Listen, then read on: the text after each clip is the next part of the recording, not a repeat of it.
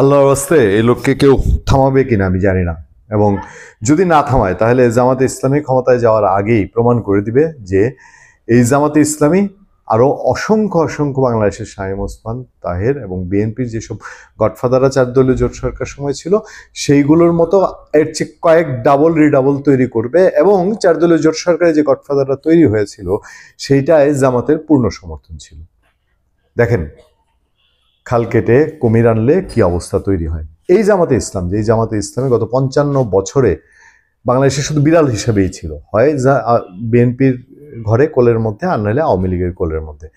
একটা সিচুয়েশন তৈরি হলো যেভাবেই হোক, এবং তারা তো এগুলোতেই পটু, 71 সালেও এই কাজটাই তারা করেছে। এই কাজটা পটু হওয়ার কারণে এই শাহজাহান চৌধুরী দেখেন নেতা হিসাবে বা জনপ্রতিনিধি হিসাবে কিন্তু একেবারে ফালতু না, ফেলে দেওয়ার মতো না।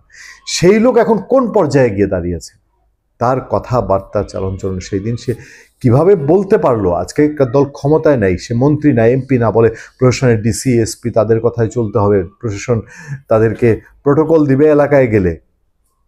মানে একেবারে পুরো সেলুকাস আচরণ না। এগুলো কেন হচ্ছে? জামাত ইসলামী প্রশ্রয় না দিলে হচ্ছে, ডক্টর ইউনূস প্রশ্রয় না দিলে হচ্ছে না। যে এই কথা যখন শাহজাহান চৌধুরী বলছে যে ডক্টর ইউনূস তাকে চট্টগ্রামের গডফাদার নিয়োগ দিয়েছে, গডফাদারই তো, গার্জিয়ান নিয়োগ দেওয়ার গডফাদার নিয়োগ দেওয়া তো এক কথা। চট্টগ্রামের গার্জিয়ান তাকে দেওয়া হয়েছে এই কথা ডক্টর ইউনূসের রেফারেন্সে বলছে। ডক্টর ইউনূসের প্রেস উইং বলেছে যে এরকম কিছু নিয়োগ দেয়নি, ডিসিএসপিরা হতভম্ব, আনঅফিসিয়ালি তাদের দেওয়া হয়েছে। সেই লোক এখন এসে আবার কি বলছে? এগুলো সিগন্যাল। ওই যে বলে না জামাতের মুখে মধু অন্তরে বিষ, বা জামাতে ইসলামী আসলে কি করবে সামনে।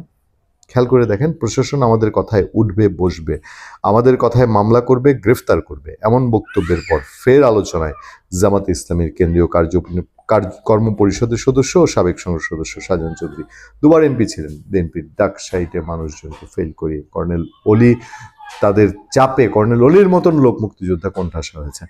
এবার তার আরেকটি বক্তব্য সামাজিক যোগাযোগ মাধ্যমে ছড়িয়ে পড়েছে। এতে তাকে বলতে শোনা যায়, আল্লাহর ওয়াস্তে রাজনৈতিক বাড়াবাড়ি করিয়েন না, আমার নাম শাহজাহান চৌধুরী, আমি শুনিতেছি অনেক জনে নাকি আমাকে নিয়ে উল্টাপাল্টা কথা বলতেছে। সোজা সাপটা কথাটা বলবে কেমনে মানুষ? মানুষ তো আপনার ওই হুঙ্কারে মানে রীতিমতো স্তম্ভিত অবস্থা। একটা এর পরের ধাপে যে কথা তিনি বলছে, ওই যে কিছু লোক আছে না নিজেকে ইমাম মাহাদি ঘোষণা করে ধর্মের নামে, অনেকটা এই টাইপের একটা বয়ান। দেখেন, হুঁশিয়ারি উচ্চারণ করে তিনি বলেন, খবরদার খবরদার, আমি শাহজাহান চৌধুরী, আমাকে যারা না চেনে তারা এখনো মাটির নিচে বসবাস করে। আমার কাছে কেন যেন মনে হচ্ছে আওয়ামী লীগ ক্ষমতায় থাকলে, বিএনপি ক্ষমতায় থাকলে যেরকম ব্যঙ্গাত্মক করে, এগুলো হচ্ছে জনগণকে ব্যঙ্গ করা, এগুলো কিন্তু বিএনপিকে ব্যঙ্গ করা না, বা তার প্রতিপক্ষকে ব্যঙ্গ করা না, জনগণকে ব্যঙ্গ করা। যে ক্ষমতায় গেছি, দেখ আমি এখন যা ইচ্ছে তাই করতে পারি। ক্ষমতায় ছিলেন না তখন কোথায় বিলাই ছিলেন, কোথায় বক্তৃতা তো শুনি নেই কোথাও।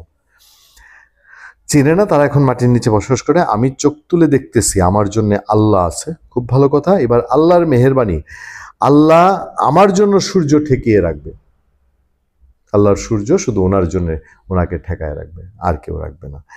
আল্লাহ তাআলা আমাকে এরকম মর্যাদা দিয়েছেন।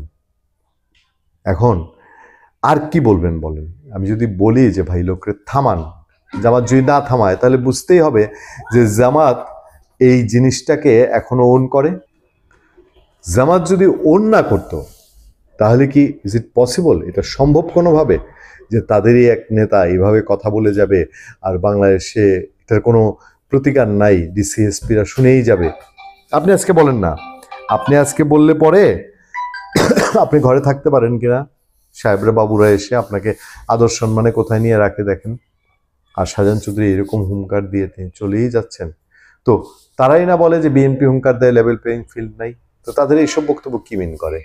অলরেডি তারা ক্ষমতায় চলে গেছে, তাহলে কি ক্ষমতায় যাওয়াটাও মেটিকুলাসলি কিছু একটা হচ্ছে? ভালো থাকবেন, সুস্থ থাকবেন। আপনাদের সাথে আমি আতিক রহমান, পূর্ণিয়া।